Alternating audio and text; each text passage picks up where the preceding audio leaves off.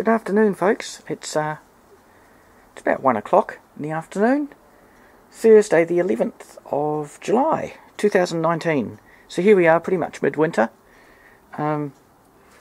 with obviously another month to 6 weeks of the worst frosts still to come. We've got some castor oil plants here, Ricinus communis, and you see this one here has been the top's all been burnt off by frost.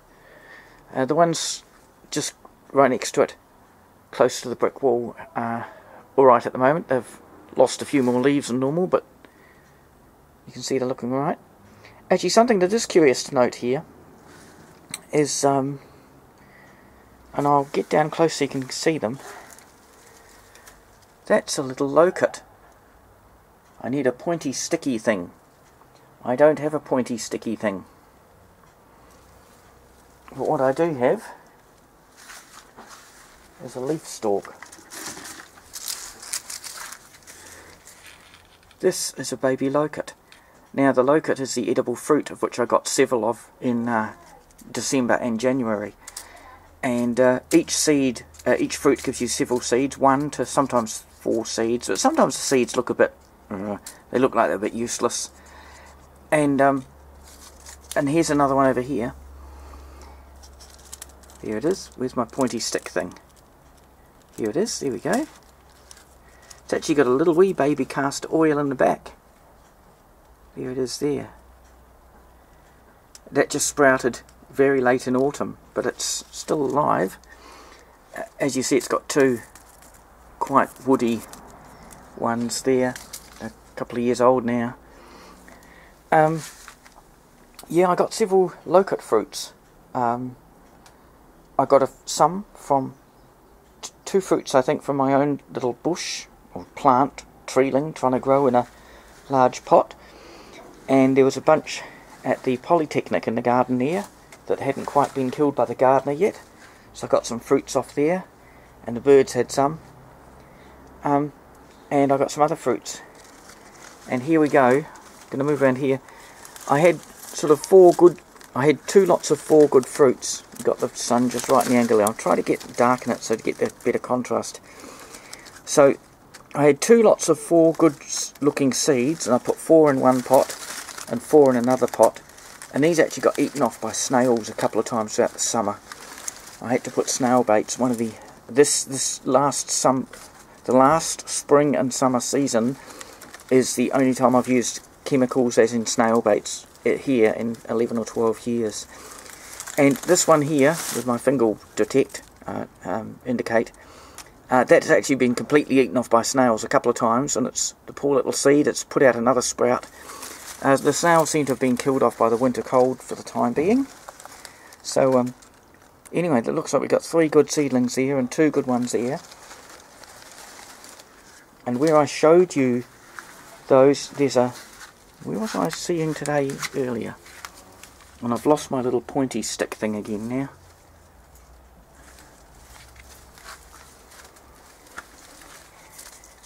It looks to me like that is another Lowcut just starting out. That one just there. Because when I had sort of ratty looking seeds that weren't worth planting, I just sort of pushed them in around these castor oils. The castor oil plant in this climate, it does tend to grow for a year or 2 and then get killed off by the cold. I'm lucky if I can keep a couple alive right up by the brick wall. And I've got a few inside. They're my emergency reserves for in case they all die of the winter cold. The sun's just behind me at the moment, so this is effectively a north-facing piece of brick wall, just between my unit and the other unit. So I'm going to slowly turn around. As you see, the garage, the garden at this part's only 4 metres, 5 metres wide, by about 9 metres long. But we'll head along to our seedling table, and amongst a bunch of stuff on here, you see there's about a, about a 12 or 14 inch pot, about a 350ml pot, and that's got, would that be a dozen or so This is just a pomegranate. It's just deciduous for the winter. But see, we've got about a dozen popping up there. And again, there'd been early predation of these by snails, and I had to put snail pellets here initially. Every few days I put a few more snail pellets down. And I was picking up the dead snails off the garden and chucking them up on the roof, giving them a wee bit of a airline holiday. I had a little flight up onto the roof and had the holiday up there. So yeah, there's about a dozen or so in there.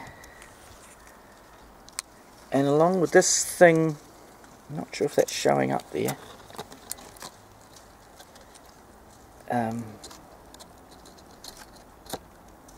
With the little ferny leaf.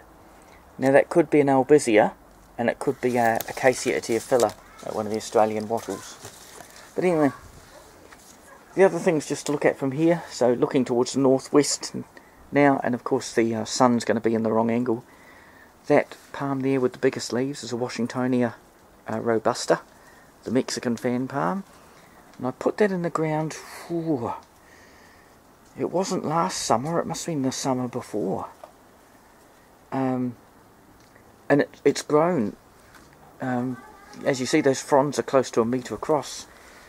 This one, just in the foreground here, that is a Trachycarpus fortunei, the Chinese windmill palm, and that's in a tub. As you see, that's in like a 40 litre black plastic tub. There's an empty one just sitting there with some stuff in it, just doing some potting up. And there's a 40 litre tub that's in. But this one was planted, another year before that. So this is the Trachycarpus fortunei. As you see, it's next to the heat pump unit. So it's a reverse cycle air conditioner. So in winter, when it's 90% of its uses, and it's used as a heater, so of course it blows extra cold air.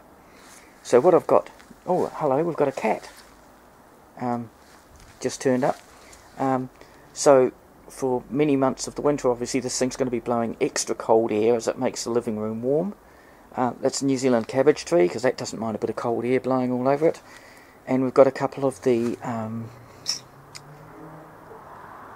black boy peaches. It's a very dark red, almost black peach. And I think they originally came from France. I tried to research them a bit. But here it's known as a black boy peach. It's a little bit tart compared to some peaches, compared to the yellow and red peaches. So it's often used for cooking. They're a very hardy plant. So they don't mind extra cold air being blown across them in winter time. If anything, it'll just delay it slightly, putting out its blossoms. But yeah, this Trachycarpus fortunei, it's growing alright. But it's just surprising that, the reason why I put that one there is that it won't mind. They take negative 18 degrees, so it won't mind the extra cold air around from the heat pump unit. The Mexican cotton palm, this is, I've seen them on video growing outside in Kent, in England.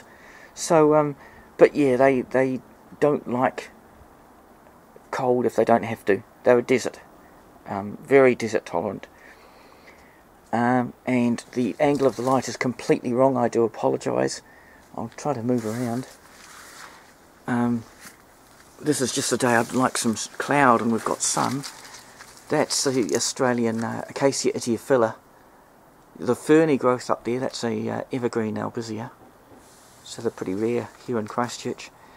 This is a Castor Oil, native to South Australia, to an inland desert region. And they grow fine here at all. I had some of these with frost damage in Western Australia years ago, but here they just seem to know not to grow their new leaves during the cold time of year. So they, a bit of yellow flowers on them at the moment. I'll get a bit of a closer up. This one on this side, it's a smaller one in a bucket pot. So you get some, they very drab grey, greeny blue, drab foliage. Not nice bright green, but as you see, a massive display of flowers there for between 3 and 5 months of the year sometimes. That tends to occur in winter. And the seeds are actually edible to chickens, although like most wattle seeds, I think they just pass through them and don't get a lot of nourishment from them. but there's seeds quite happily come out the end of a chicken and grow. The chickens love to eat seeds. And that's what we've got to see here at the moment. So there we go. So we'll take this back inside and we'll see how we go.